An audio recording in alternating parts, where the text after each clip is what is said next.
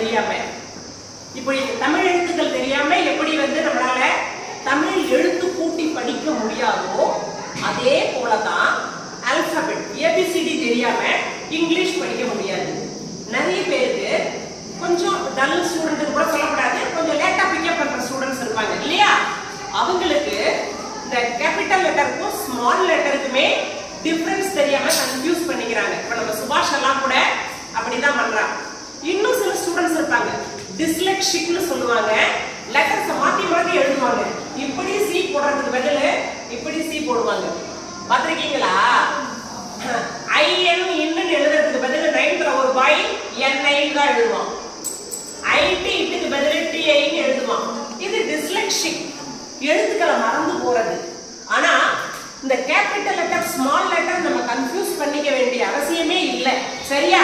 இப்போ கேபிட்டல் லெட்டர்ல ஏ B C D, Tamil 247 எழுத்து, அது கத்துக்கிறது கஷ்டம். ஓகே, இப்போ 3 சுழினா தன்னகரனா, 2 சுழினா ரன்னகரனா தன்னகரனா, இப்படி 3 நா இருக்கு.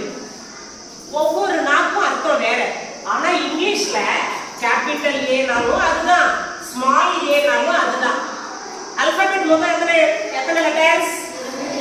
வெறும் 26 எழுத்து நம்மளால படிக்க முடியாதா? 247 எழுத்து நம்மளால படிக்க முடியும் போது வெறும் 26 எழுத்து நம்மளால படிக்க முடியும் இல்லையா? இந்த கேபிட்டல் லெட்டருக்குள்ளேயே தான் ஸ்மால் லெட்டர் இருக்கு. இப்ப நான் சொல்றேன் பாருங்க. இப்ப இது கேபிட்டல் ஏ தானே, இதுக்குள்ளேயே தான் ஸ்மால் ஏ இருக்கு. கேபிட்டல் லெட்டருக்குள்ள ஸ்மால் ஏ இருக்கு. கரெக்டா? இந்த கேபிட்டல் பி ல தான் ஸ்மால் பி இருக்கு. கேபிட்டல் சி ஸ்மால் சி ரெண்டுமே ஒண்ணுதான். கரெக்டா?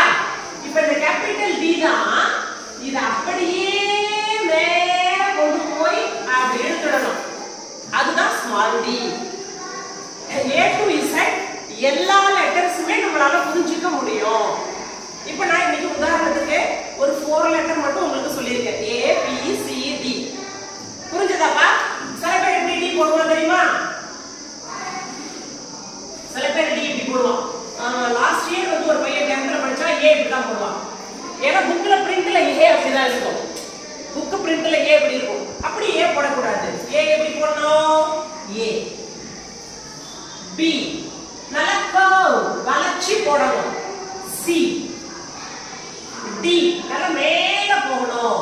லெட்டர்ல டாப் ஜாயினர் பாட்டம்